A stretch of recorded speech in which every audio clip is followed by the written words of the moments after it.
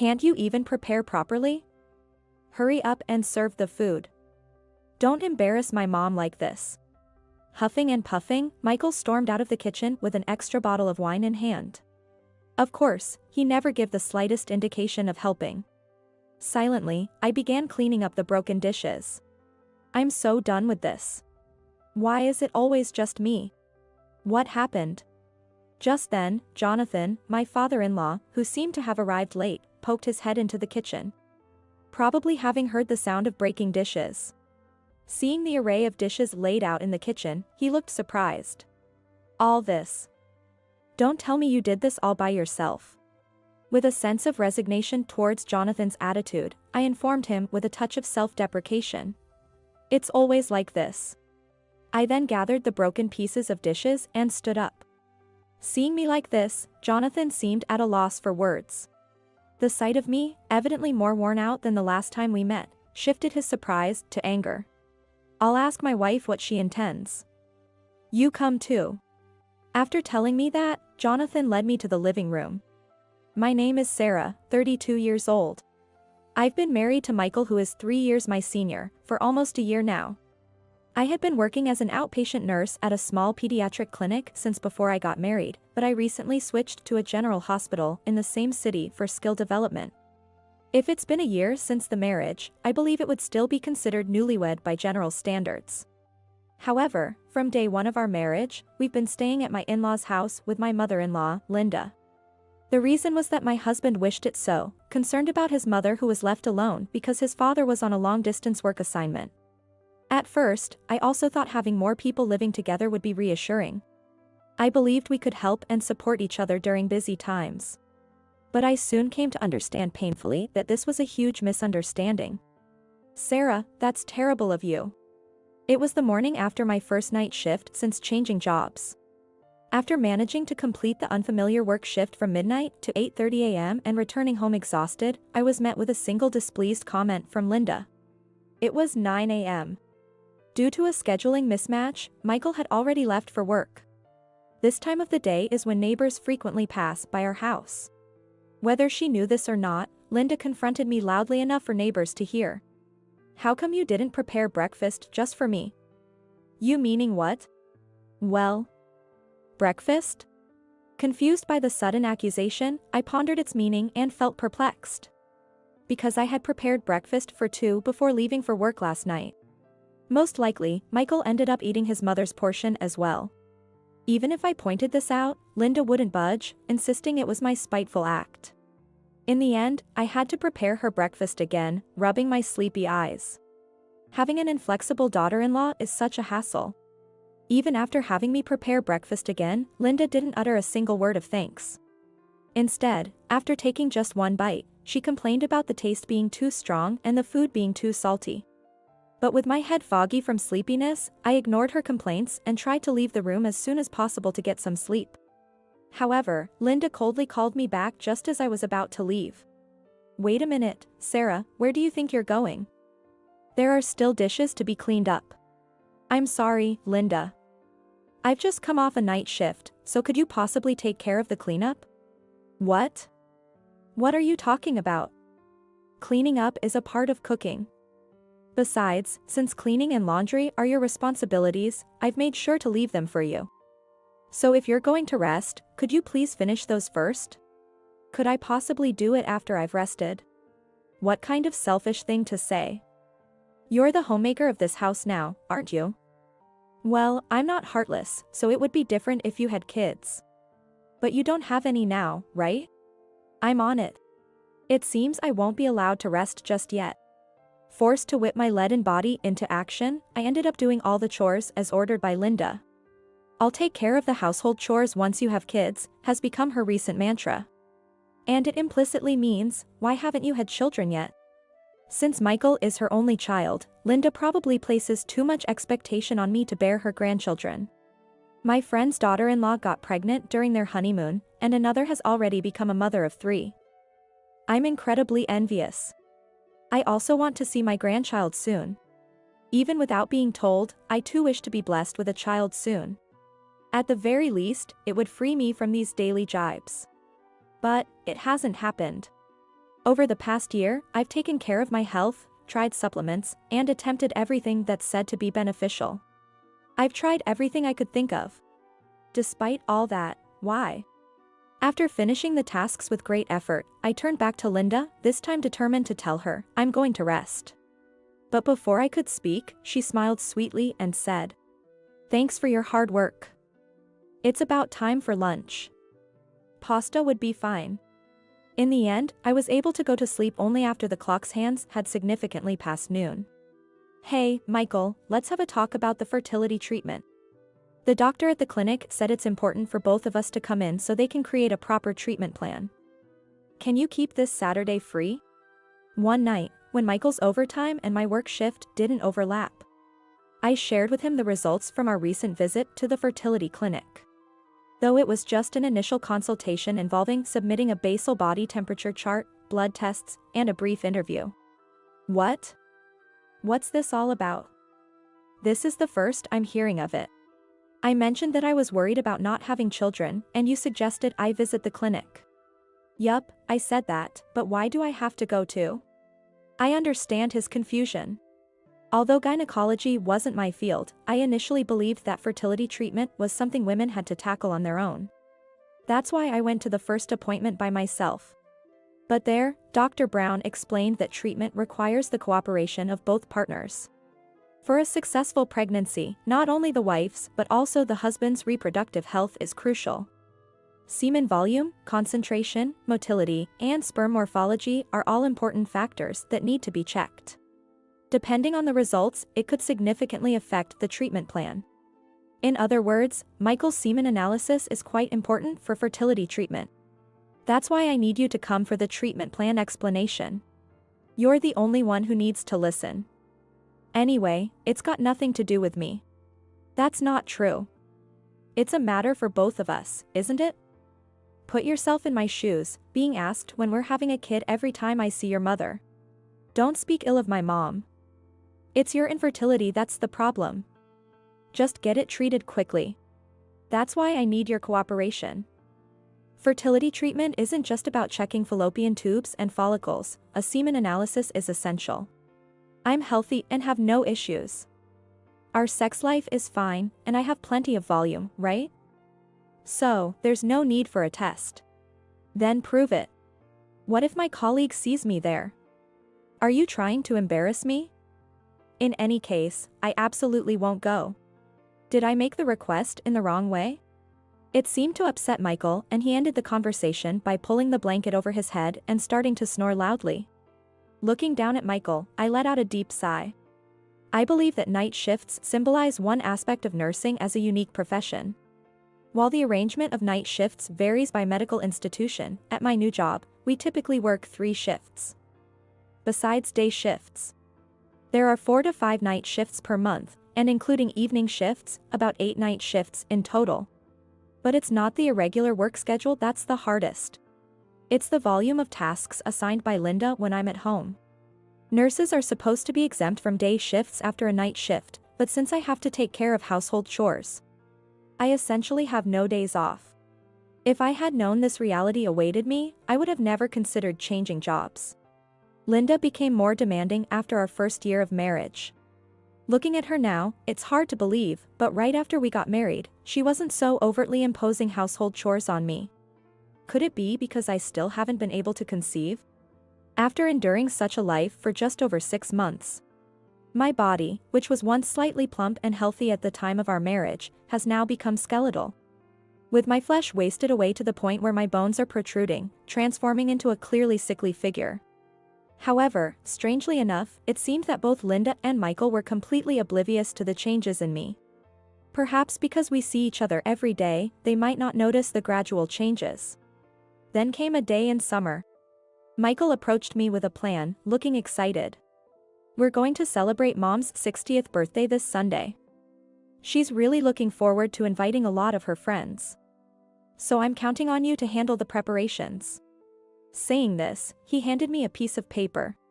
Written in Linda's handwriting were the names and contact details of the guests, the menu for the meal, specifications for the dinnerware to be used, the order in which the dishes were to be served, and even the brands of drinks to prepare, all detailed meticulously. What was astonishing was the number of guests and the schedule. Of course, Jonathan's name was on the list. 10 people? To prepare meals for that many people, with this many dishes. And on Sunday, I'll be just off my night shift. It can't be helped, Mom insists on that day. It'll be fine. You always manage to stay up until the afternoon anyway. The birthday party is at noon. So it shouldn't be a problem.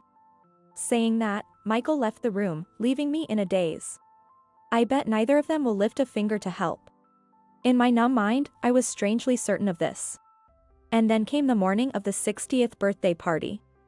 As usual, after coming off a night shift, I staggered home and went about the household chores and preparations as Linda directed. Having done the laundry and cleaning the night before, turned out to be a saving grace. But some of the groceries I had bought in advance were apparently eaten by Michael, forcing me to go shopping again. Due to this mishap, guests started arriving at the house before I could even begin preparing the main dishes. While Linda, dressed to the nines, entertained the guests, I hurriedly prepared the drinks, a few appetizers, and glasses. I hoped to have the main dishes ready while they enjoyed those. Despite already being significantly behind schedule, I still continued to work as hard as I could. However, once time is lost, it's not easy to make it up. "What are you doing, Sarah? You're behind the schedule." It seemed that Linda had instructed Michael about something, and just when the main dish was nearly finished, he came stomping into the kitchen. Seeing that the plating was not yet finished, he frowned deeply. "What? It's not ready yet. Can't you even prepare properly? Hurry up and serve the food. Don't embarrass my mom like this." Grumbling, Michael forcefully grabbed the wine bottle I had set aside to rest. At that moment, a stack of plates I had set aside for plating toppled over, falling from the counter and shattering into pieces. My face turned pale because those were Linda's favorite plates. But Michael remained unfazed. "Don't stack them like this here." With just that comment, he left the kitchen. Of course, he showed no inclination to help. I crouched down on the floor and began silently picking up the broken pieces. I'm so done with this. Why is it always just me? What happened? At that moment, I heard a gentle voice. Surprised, I turned around to find my father-in-law, Jonathan, who seemed to have arrived late. Standing at the kitchen entrance with large bags in hand. It seems he came after hearing the sound of the broken plates. "Oh, did the plates break? Are you hurt?" His words, purely out of concern and without any scolding for the mishap, almost brought me to tears. Well, it feels like it's been quite a while since someone spoke to me so kindly in this house. After all, the last time I saw Jonathan was back during Christmas holidays. He crouched down and helped me collect the scattered pieces of the broken plates together. Then, seeing the array of dishes laid out in the kitchen, he showed a look of surprise. "All this, Sarah, don't tell me you did this all by yourself." Jonathan looked around, searching for anyone else who might have been helping with the preparations. But there was no one else. There never had been, in this house. With a sense of resignation, I told him with a touch of self-deprecation. "It's always like this." Then, gathering the broken pieces of the plate, I stood up. Upon taking another look at me, Jonathan seemed to be at a loss for words. My appearance was clearly different from when we last met, noticeably worn and gaunt. My hair and skin were in terrible condition, with dark circles under my eyes, and not a trace of my former cheerfulness remained. And then, the mountain of dishes before me and my words. Did all the pieces lead to one conclusion? Jonathan's expression of surprise now morphs into one of anger. "I'll ask my wife what she intends." "You come too." With a voice lower than I'd ever heard him use, he said so, and I hurriedly stopped him as he attempted to leave the kitchen. "But the cooking isn't done yet. There's no need for you to do it." With a sharp rebuke that quelled my slight resistance, he then led me towards the living room. Upon entering the living room, we found Linda entertaining guests, pouring the wine Michael had brought around for everyone. "Sarah. How long are we supposed to wait?" "Oh, you've finally arrived too." "Everyone, this is my husband, Jonathan. He's been on a long-distance work assignment alone for quite a while, but he made a special trip back just for me today." After that, The guests greeted him with warm smiles. Responding to their greetings, Jonathan also offered a brief acknowledgement. "Hi everyone. Thank you all for coming to today's party. And I am very grateful to you for always supporting my troubled wife." "Excuse me, darling. It's not nice of you to call me troubled wife at such a special celebration. A troubled wife is still a troubled wife, in the truest sense." "What?" At that remark, the previously warm atmosphere in the living room instantly fell silent. I was standing behind Jonathan, but he made me stand next to him. And he turned to face the guests again. "I would like to introduce her. This is Sarah, Michael's wife." "Hey, darling, Sarah is still busy with the preparations, and..." Jonathan glared at Linda and shut her up as she tried to cut in, and continued. "She got married Michael a year and a half ago. She was an accommodating, cheerful and above all beautifully smiling young lady. And I was convinced that my son would have a bright future. But how does she appear to you now? At least 6 months ago. She wasn't as emaciated as she is now, nor did she have such a lifeless expression." As Jonathan paused, whispers among the guests started to emerge, saying things like, "She surely looked different from the photos." And, "She's clearly lost too much weight." Listening to these murmurs, Jonathan then turned back to Linda. "Explain why Sarah has changed so drastically." "Ah. I don't know. Maybe her job is too demanding or what?" "Oh, don't you remember I told you she switched to a hospital with night shifts at the start of the year over the phone? So are all of Sarah's colleagues in this state of health as well? If so, that's a clear violation of labor laws. I'll have to contact the medical labor union." "But that is..." "Still playing dumb, are you? I just heard it all, that you were always forcing her to do all of chores without any time to rest. Even today, she's just off a night shift. Despite you knew she was in such a condition, did you leave her alone to prepare for such a big party?" "That's right." On the way from the kitchen to the living room, I had confided everything to Jonathan. How I had been treated almost like a housekeeper for the past 6 months, with hardly any time off. As Linda turned her face away, unable to refute, Jonathan then sternly looked at Michael. "And you, Michael. Knowing that Sarah was going through all this, why haven't you done anything?" "Well, it is. I mean, it's the matter only between Sarah and Mom, right? It has nothing to do with me. What did you vow at your own wedding? To protect and support her, to make her happy, didn't you? Does she look happy to you now?" "Well, yes, there were times when I thought it was a little too much. But Mom said if we have no kids, it's just normal. If you're a man, you should prioritize your spouse over your mother. Have you forgotten that your marriage broke down because both of you cornered your ex-wife like that before?" At Jonathan's words, Michael turned bright red and fell silent. And I, too, in sheer surprise, gaped and looked up at Michael. I knew Michael had been married before, and I had decided to marry him fully aware of that fact. But it was completely news to me that his ex-wife had been treated in the same way as I am now. But while I was surprised, a part of me strangely felt a sense of realization, as if thinking, well, so it really was like that. Let me be clear, since she doesn't have children, it's only expected that she should be able to manage this much work. It is unbelievable that they've been married for a year and a half and still haven't been blessed with children. She falls short in so many ways as my son's wife. Even if she were infertile, there's no blame in that condition itself. Your argument is nothing but a misplaced outburst. Who do you think you are, saying such things so arrogantly? How could you, who have been away from home for so long, understand my feelings? You couldn't possibly understand, could you? Surrounded by people who constantly boast about how happy they are with their grandchildren, do you have any idea how miserable that made me feel? It was tough. I wanted to meet my grandchild so badly. With that outburst, Linda finally broke down in tears. While I felt a bit of pity for her in that state, it couldn't erase the physical and emotional pain I had endured for over 6 months. If the same was done to Michael's ex-wife, then I find it even more unforgivable. It's impossible for you to meet grandchildren. I'm sure they will never come to you in the future. After stating my position firmly, I thrust a few pieces of paper in front of Linda. These were items I had taken from my room just now as Jonathan and I were moving here. They were the test results from the fertility treatment clinic. Blood tests, AMH, hysterosalpingography, anti-sperm antibody test, and others, all normal. My body is healthy. If the situation was the same with his ex-wife, there's only one conclusion. The problem lies with Michael. What?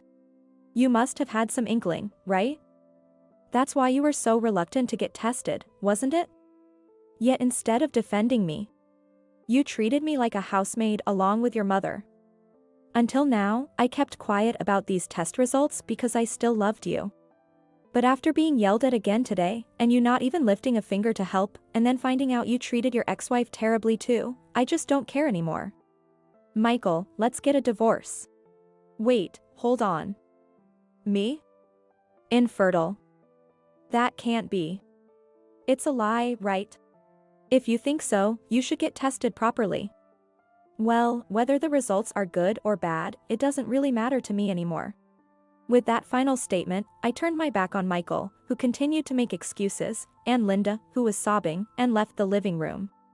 Just before closing the door, I faintly heard the sound of the guests leaving one after another. Afterward, Michael and I formally divorced through a lawyer. He made a fuss, but thanks to Jonathan recording the conversation in the living room that day, it was acknowledged that I had been subjected to psychological abuse by Michael and Linda for 6 months. Moreover, when Michael finally underwent a semen analysis, it turned out he indeed had azoospermia, and Linda was furious about it. And then, after we successfully finalized our divorce, surprisingly, Linda and Jonathan decided to get a divorce as well. Jonathan mentioned, I had hoped she would reflect on and change her behavior regarding how she treated our son's ex-wife, but since that didn't happen, I had to make this decision. He apologized for not realizing the situation sooner and for not having Michael's sperm tested before we got married. A year later, rumor has it that Linda, ousted from the family home, now lives in public housing with Michael within the same city. Furthermore, it seems that Linda was cut off by her former friends as well. Moreover, through those friends, the rumor spread further, and now Michael is said to be feeling quite uncomfortable even at his workplace. And through Jonathan, I met a man and, after 6 months of dating, we got married. Jonathan said that he highly trusts the man who works for him. Now, we are living happily together. Recently, I found out I was 2 months pregnant after a checkup at the gynecologist, and I plan to share the news with Jonathan soon. After all, for us, Jonathan is not only the matchmaker but also the benefactor who saved me from a difficult situation. I want a child of my own too. In a sarcastic tone, my husband Alex says. I finally couldn't take it anymore and spoke up. What? What are you talking about? Isn't he right here? Until now, I've been harshly criticized by my husband Alex for our difficulty in having children.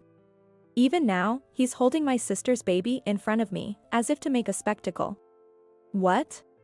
Alex's mouth falls open in surprise. Despite all the evidence, he can't possibly be planning to play dumb. I won't let him. I'll make sure you all are the ones who are brought down to hell. My name is Natalie. I'm a 25-year-old homemaker. All right, it's done. I was preparing dinner in the kitchen. When I opened the large pot, the refined scent wafted through the air. I tasted the soup I scooped from the pot. The sweetness is okay, the meat is tender, all right, it's exactly to his taste. Just as I was satisfied and sighed. I'm home. My husband Alex returned. I went to the entrance to greet him. Welcome back. It's your favorite soup today. As I took Alex's bag at the entrance and was about to head back to the room. Hey. Alex grabbed my shoulder.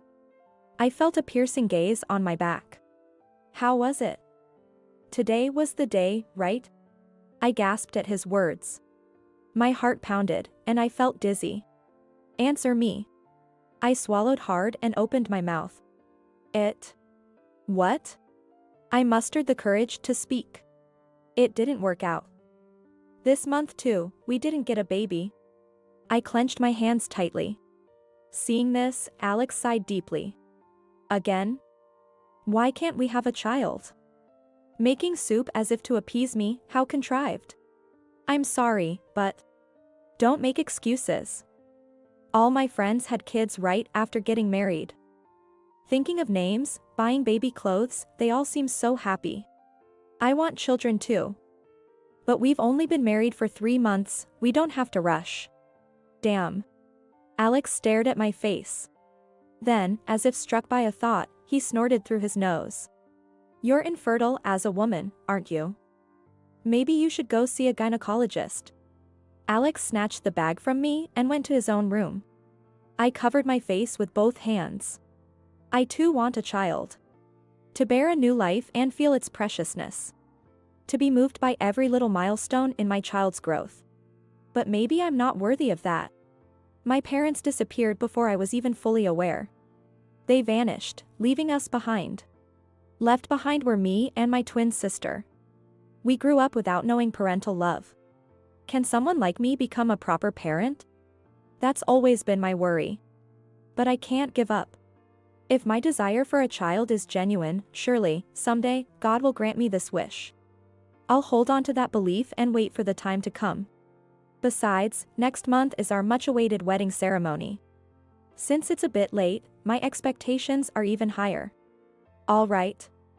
Smile, smile. I went to call Alex for dinner. Today is Alex's birthday. I've decorated a cake and prepared a present. As I waited for Alex's return, the doorbell rang. It's rare for him to ring the bell. I hurried to open the door. There stood a woman. She had the beauty and style of a movie star. She casually brushed her glossy black hair off her shoulders. Hi, Natalie. It was my twin sister, Hannah. We are fraternal twins. Seeing my sister's face, which looks nothing like mine, I was taken aback. Hannah. What are you doing here? I just came to hang out. But, today is Alex's birthday, right? I wanted to celebrate just the two of us. Didn't I text you? Realizing her mistake, Hannah apologized. Sorry. I forgot. I just wanted to see you so much. I've been lonely since you got married. Since I got married, Hannah has been visiting our house unexpectedly almost every week, no, every 3 days. Because of this, Alex and I haven't had much time alone recently, and we haven't been able to have a proper conversation. But when I hear Hannah say she's lonely, I find myself unable to say anything. After all, we're the only family we have. Hey, sis. I'm giving you this bag. I haven't been using it much lately. I opened the paper bag my sister gave me. Wow. This is from a famous brand. It's okay. I usually give them to my friends. This time it's for you. Take it and go out to dinner with your friends. Oh, right. You don't really have friends like I do. By the way, look at this. The party we had the other day. Hannah showed me a photo. In it, Hannah and over 100 of her friends were elegantly enjoying a dinner party. I chuckled. Hannah, you're such a social butterfly. You're the complete opposite of me, and that's really amazing. You're successful in your career. You have money, and you have a boyfriend, right? Well, of course, this is just the norm for me. Hannah said with a boastful smile. I gave a wry smile at her demeanor. What? Then Hannah froze as she looked at the table. She burst into laughter, holding her stomach. Wait, did you actually make this cake yourself? Yes. Is that weird? Everyone knows that people prefer store-bought cakes. You're doing thankless work, sis. It's really sad. Hannah leaned in to look at my face and smiled. Well, that's what makes you adorable, I guess. Hannah smiled sweetly. Then, her expression suddenly changed as her eyes sparkled with excitement. That's right. I actually have some news to share. I'm home. Alex returned from work. We stopped our conversation to greet today's star. As I was cutting the cake, Alex and Hannah started getting excited about something they saw on TV. This is so pitiful. Despite being an actress, she couldn't have children after she got married, and by the time she finally did, she was 40. How miserable. Seriously. The two of them seemed to get along well, often gossiping about celebrities. They looked like a real couple. Look, baby pictures. My heart skipped a beat at those words. Children are a symbol of happiness. I believe that giving birth is a woman's mission. A woman who can't have children isn't really a woman. I get it. I really click with you, Hannah. We really do get along, don't we? I silently served the cake. Right, Natalie? Alex teased me. Hannah suddenly covered her mouth in shock. Oh, sorry. I didn't mean you. I was talking about someone else. At that moment, Hannah looked at me and smirked slyly. It was an expression I had never seen on her before. I sensed a definite malice in it. The reason my sister comes to visit. It's because she's lonely without her sister.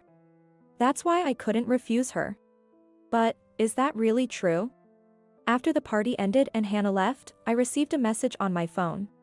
I'm actually pregnant. Remember I said I had news? Of course, we're planning to get married. Sorry for finding happiness before you. A family member becoming happy. I should be happy, I should be congratulating them. But inside me, something dark was brewing. And then, time flew by in an instant. Today is the long-awaited wedding day. We chose a small local church as the venue. It's somewhat modest, but we wanted to save as much money as possible for the children we hope to have one day. After getting dressed in my wedding gown, I'm spending a calm moment in the dressing room. But that peace was shattered in an instant. Bang. The door bursts open. I'm here. Congrats, big sis. Startled, I turned to see my sister. But an even more shocking sight awaited me. Hi Hannah, that outfit. What? What's up? I swallowed hard and then said. You shouldn't wear white to a wedding. Yes, my sister was wearing a pure white dress. Hannah apologized in an exaggerated manner. Sorry. I tried to avoid it, but I just fell in love with this dress, and besides. Hannah smirked. It suits me, doesn't it? This dress. My sister posed proudly, tilting her head as if to look down on me. Then she looked me over as if evaluating me. Is that handmade? It looks more like a dress than a gown. It doesn't have the usual fluffy dress shape. Yes. I like this designer who made it especially for me. It's embroidered with my favorite flowers. Hannah smiled with just her lips. Wow, that's nice for you. Embroidery gives off an old lady vibe, but it really suits you, so I guess it's fine? Thank you. I forced a smile. Hey, it's time. Alex came into the dressing room and spoke brusquely. You look beautiful. Not a single word of that was given. I let out a deep sigh. The ceremony went smoothly, and the reception began. Now, we'll have a speech from a family member. Hannah stepped up to the microphone. Instantly, the men in the venue started murmuring. Beautiful. Gorgeous. I wish I could marry someone like her. Their gazes went beyond the dress, entangling with her beauty and figure. Nice to meet you. I'm Hannah, her sister. Today, there are a few empty seats, but thank you all for coming. The reception had a 30% absence rate. We had prepared seats for Hannah's friends, but none of them showed up. As you can see, my sister doesn't have friends, only about 8 in total. She always spends her holidays cooped up, eating snacks and tapping on her cell phone. Isn't that pitiful? There were snickers throughout the venue. I felt the blood drain from my face. Hannah, what are you saying? It's a wedding. A reception. But I love my sister just the way she is. Alex, please make my sister happy. My sister displayed a smile like that of an angel. A round of applause erupted. I didn't even want to think about who it was for. After the reception, I called my sister to the dressing room. Why did you say that, Hannah? The empty seats were for your friends, right? You made it seem like it was my fault. I pleaded desperately, but my sister, with a troubled smile, patted my head. Don't be mad. If you worry about such things, life will be hard, won't it? My friends also said it was a nice ceremony. The two of them were nonchalant. Why? How could you? As I panicked, they laughed at me as if mocking. I was paralyzed by this incomprehensible reality. Soon after, my in-laws arrived. They consoled me and scolded Alex and my sister. "We're truly sorry for our son's behavior." They apologized like that. I felt a bit relieved, but suspicion towards the two of them began to emerge within me. Little by little, but surely, a sense of discomfort was accumulating. 10 months have passed since then. Me, Alex, and my in-laws were heading somewhere by car. Alex, driving, was in high spirits. "Man, I'm really looking forward to this." "You feel the same, right, Natalie?" I remained silent, looking down. We arrived at my sister's house. Alex and my in-laws were excited, surrounding the living room sofa. "She's so cute. Glad she was born healthy." At the center was my sister. And her baby. Upon seeing me, my sister, holding the baby, ran over. "Look, sis. Isn't she adorable? She looks just like me." My sister was radiating happiness. However, her eyes were wide open, enjoying my reaction with a twisted smile. "Congratulations," I muttered softly, looking down. "Wow, she's so cute. Can I hold her?" "Of course." Alex's eyes sparkled as he held the baby. "Babies are this cute. Look, Natalie, this is a symbol of happiness." "Yeah. What's wrong? Jealous of Hannah? That's why you're not getting pregnant." Alex, as if to flaunt the baby, held her and smirked at me. "I want a child of my own too." At that moment, something snapped inside my head. "What? What are you talking about? Isn't she right here?" "What?" Alex's mouth fell open in shock. "What?" The in-laws were wide-eyed and frozen. Pointing at the baby in Alex's arms, I made sure everyone could hear each word clearly. "She's right there.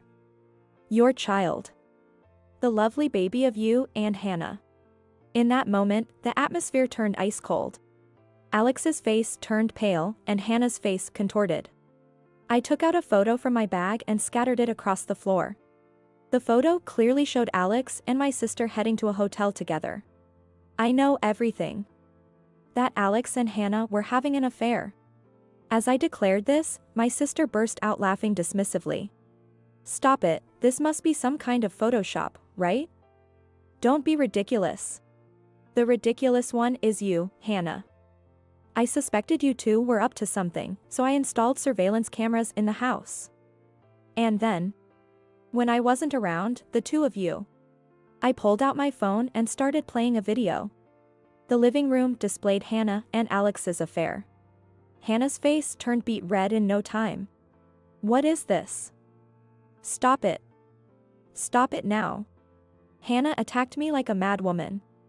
After snatching the phone from me, she threw it against the wall with all her might and stomped on it over and over again. The phone screen shattered dramatically, making a strange noise. I watched my sister with a cold gaze. "It's useless, Hannah." As my sister was tearing up the photos, she looked up at my words. "Useless? What do you mean?" Then, a furious shout filled the room. "Alex!" The father-in-law had grabbed Alex by the collar. "Did you betray Natalie? With her own sister, no less. You monster. You even had a child. How are you going to take responsibility, you foolish son?" The mother-in-law was in tears. Alex, condemned by his parents, trembled. Wait. We don't even know if the child is mine and Hannah's. Natalie is just trying to make me look bad by saying whatever she wants. DNA test." "What?" I said loudly. "A DNA test will reveal whose child it is. Why don't you go to the hospital and have it done?" "But..." Alex stammered, but, still not giving up, pleaded with his parents. "Look, Natalie can't get pregnant at all. A woman who can't bear children isn't fit to be a wife, right? Are you out of your mind? A man who commits adultery is the one who's unfit to be a husband. But that's..." Alex averted his gaze. Seeing this, the in-laws sighed deeply and looked away. "You have something to say too. Why did you do such a thing?" Betraying your family is a grave sin. Hannah's shoulders jolted. It's not my fault. The bad one is you, Natalie. Hannah gritted her teeth, glaring at me with a face like a demon. It's because you stole the person I had my first love with. What? I had no recollection of such a thing. After our parents left us, I always acted strong. But you were always so whiny. It was so annoying. And yet, the person I had my first love with rejected me because he liked you. He felt sorry for you. At that moment, I swore. If you wanted to be pitied so badly, I'd make you truly pitiful. First, I decided to make you feel lonely. I kept telling you our parents are gone. It must be lonely. Then, you grew up to be a gloomy kid without any friends. Poor thing. Next, I wanted you to feel inferior. I am amazing. You are not. That was my goal. So, giving me brand name items and bragging about her many friends were all to make me feel inferior. And probably, stealing Alex too.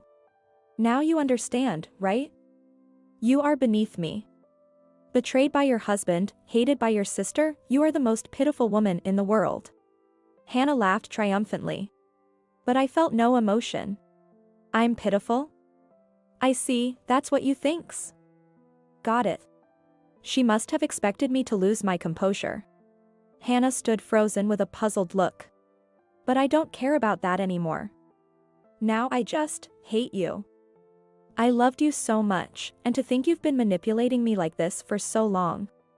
It's terrible. Too terrible. So, I'll return everything you did to me. I mimicked my sister's laugh. Then Hannah recoiled as if she'd seen a monster. Was my face that scary? Both of you just wait and see. I left the house alone. Months have passed since then. We decided to divorce and Alex left. Needless to say, he was probably heading to my sister's house. Today, I was at a wedding. It was cold, so I wore a thick, long cardigan over my dress, making sure the dress underneath couldn't be seen at all. The church for the ceremony was spacious, with over 100 attendees. There were so many people that I couldn't even get a clear view of the bride and groom. The same must have been true for them. The bride and groom made their entrance, and applause filled the air. The priest began the vows. Do you, Alex, take Hannah as your wife, to have and to hold, in good times and in bad, in wealth and in poverty, in sickness and in health. Today was Hannah and Alex's wedding. I found out about my sister's wedding a month after that showdown. Hannah had announced her shotgun wedding with Alex on social media. That post also mentioned the wedding. They had prepared quite early. Probably, they had been planning it even before my own wedding. That's why my sister didn't invite her friends to my wedding. I didn't create invitations for my sister's friends. Hannah said she'd make a group chat and confirm the participants herself. She wanted to reduce my burden during the busy wedding preparations. I thought it was a considerate gesture from her. But thinking about it now, she probably never made that group chat. Yet she lied about everyone attending. No one was invited to the ceremony. That's why no one came. Such a simple answer. Thinking back, it seems Alex had only invited acquaintances with whom he had a shallow relationship. Before and after our marriage, I was never introduced to Alex's close friends. Whether Alex had been connected with my sister before marrying me or it was just bad timing, the reason will forever remain a mystery. But one thing is for sure. They wanted this to be their first wedding ceremony. They probably wanted to erase all my time with him. How can I accept that? What was all the time I loved Alex and spent for him then? Destroying one person's life to find happiness for themselves is unforgivable. I reaffirmed my determination for revenge. As the wedding ceremony concluded, the reception began. Perhaps due to the large number of people, it was a buffet-style party, and the venue was bustling. I kept to the shadows. Now, we will present a congratulatory movie. Since the groom's parents couldn't attend today, they've sent us a special video. Please watch. The staff announced proudly. What, comma dot. Hannah and Alex were taken aback by this. The venue's screen lit up, showing the in-laws. They were smiling, but their eyes had the sharpness of hunters spotting their prey. It's finally starting. I smirked as I watched the screen. Congratulations on your marriage, Alex and Hannah. Congratulations. In the video, the two of them exchanged smiles. Thank you for coming today, everyone. As a token of our gratitude, we'd like to give you a gift. Excited murmurs rose from the crowd. What is it? A present? The mother-in-law interrupted. It's a gift of words. Now, it's your turn, Dad. Leave it to me. The mother-in-law's previously relaxed expression tightened, turning devilish. See the bride there? She's Alex's mistress. And that mistress is his wife's own sister. Do you understand what we're saying? The people standing there aren't a fresh couple. They're adulterers. We will never acknowledge this marriage between these two. And we will sever all ties with them from now on. Stop the video. Alex's scream echoed as the video abruptly cut off. But it was already too late. The attendees were speechless from the shocking revelation. Alex stood up and shouted. Everyone. That was just a joke by my parents. It was a bit too provocative, right? The crowd began to murmur. Is that so? That was. Just as Hannah began to make her excuses on the microphone. I snatched the microphone from her. It's true. With just that one word, I made my statement. Then, I took off the cardigan I was wearing. Beneath it was a white dress. A year ago, I wore this dress when I married Alex. You remember, don't you, Alex? As I looked at Alex, his face turned deathly pale, and he was frozen. I took the opportunity to pull out something from an envelope I had and scattered it around the venue. It was a photo of Hannah and Alex's affair. And photos from my wedding with Alex. The copied photos were enough to be distributed among all the guests. Looking over the chaotic venue, I took a deep breath. I did it, I really did it. After everything was done, I collapsed on the spot, half in a daze. Suddenly, someone grabbed me by the collar. Looking up, I saw Hannah, her eyes wide open as if they were about to pop out, staring at me. Why are you here? You weren't invited. I didn't tell you the place or the time. I burst out laughing at Hannah's panic. What are you talking about, Hannah? You did tell me, on social media. Hinting, right? I caught on immediately. Hannah's wedding announcement had, considerately enough, included the date of the wedding. With each update on social media, she detailed the ambience of the venue and the meticulous care she took in choosing it. It was probably meant to spite me. I'm going to have such a wonderful wedding. Not like yours. But that became a clue for me. It was easy to find on the internet. Social media can be scary, right? But why were you allowed in the venue? Your name wasn't on the guest list. I sighed and gave the obvious answer. Because I'm the bride's sister. The receptionist was one of your friends, right? She knew my face, so she let me in. They wouldn't kick out the bride's sister just because she wasn't on the guest list, right? You mean, you brought that video too? You brought it in secret, saying it was a surprise? We didn't invite those two. That's right. Your parents-in-law sided with me. They came to my house to apologize, saying they couldn't stand to see Alex and you happy. So, we all planned today's event together. I pointed around the venue and laughed. Look, everyone's leaving. Watching the guests leave, Hannah's face turned pale. Wait, everyone.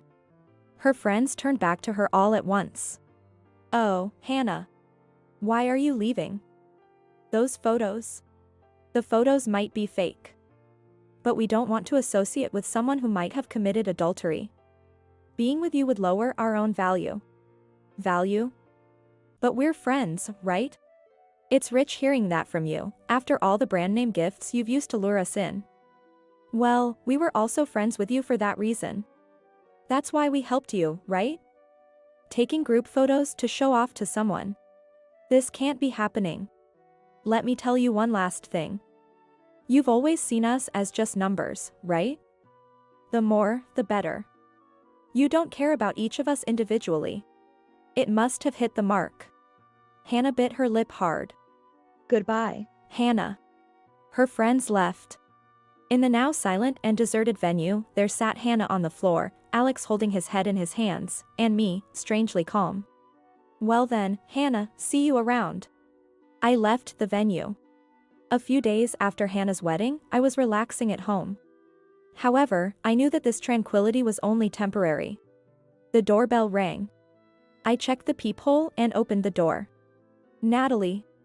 Alex lunged at me. How dare you pull such a ridiculous stunt? You ruined our happiness. Unbelievable, you wicked woman. Hannah appeared behind Alex and pushed me. I hit the wall and slumped to the floor. But that didn't matter to me. I murmured in a cold voice. You two never learn. But it's good you came to me, I murmured coolly. What? Hannah crossed her arms and looked down at me. Alex, check your email. There's important information in there. What? I had sent an email just before opening the door. I made sure to attach photos and videos. Photos and videos? You're doing that again. Alex picked up his cell phone with a look of annoyance. His face gradually turned red with anger. He swung around, thrusting the screen at Hannah. Hannah. Who's this old guy? The photos showed Hannah in flashy, revealing clothes, holding hands with several older men. The video captured her entering and exiting hotels with them and receiving money. Sugar dating, right, Hannah? I stated flatly. Hannah, you're always buying brand name items. Probably to show off to me. But that's impossible on a regular salary. So, I did some digging. It was kind of fun, like being a detective. Natalie. Hannah's breathing grew ragged. I turned to Alex, who was looking dejected. Hey, Alex. Did you get the DNA test done? What? Didn't I say? A DNA test would prove if the child is really you and Hannah's. There's no need for that. Because... Alex gasped. He probably realized the horrifying possibility. Alex. I spoke clearly and concisely. Whose child do you think it is? At that moment, Alex pulled Hannah's hand towards him. Looking her straight in the eye, he whispered. Hannah, did you betray me? After all you've led me to believe, even about the child. What are you talking about? That child is yours. Are you doubting me? Of course, I am. How can I trust a woman who secretly does sugar dating? You trust Natalie over me? So, you'll agree to a DNA test, right? We're going to the hospital tomorrow, okay? Alex clung to Hannah's hand, desperately wanting to believe her. That is, well. Hannah mumbled her words. This reaction was clear evidence. Alex raked his fingers through his hair in frustration. Damn it.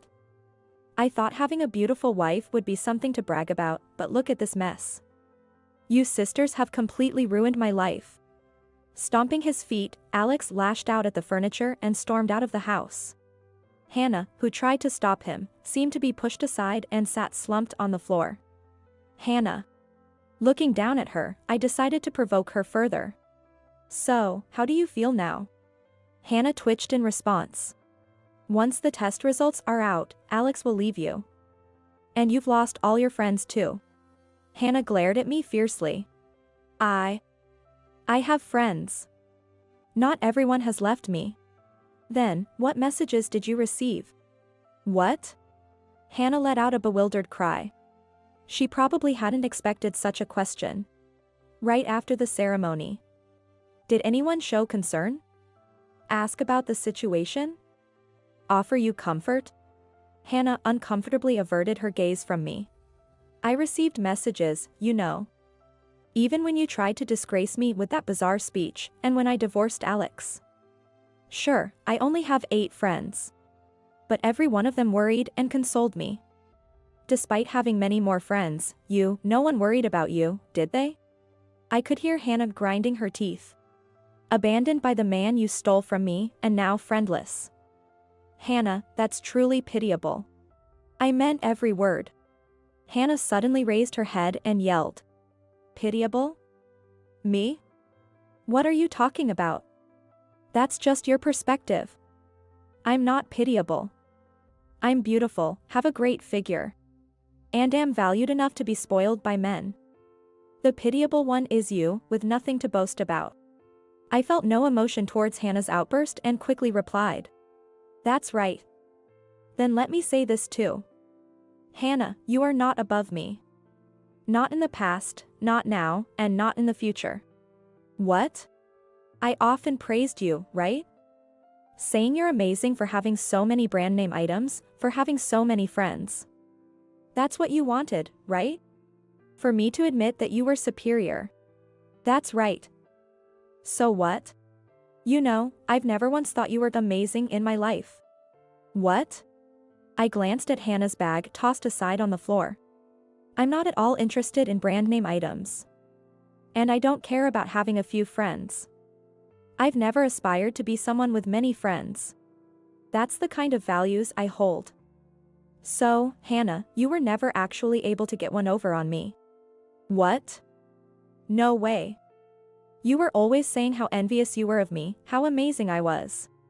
I said those things to make you happy because we're family.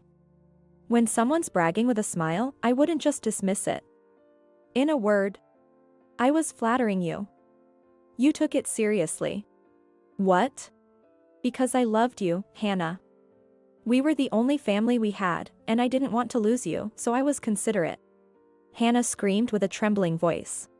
Don't lie. You were troubled because you couldn't have children. I don't care about that anymore. I answered with a sigh. In my life with Alex, I convinced myself that I had to have children. But life isn't that simple. There are many different people and many different ways to live. I won't suffer by obsessing over having children anymore. So, what I did was... Hannah began to tremble violently. I dragged the now immobile Hannah outside the house. Goodbye, Hannah. I closed the door with a bang. After that, Hannah and Alex got divorced. The DNA test results showed that the child wasn't Alex's.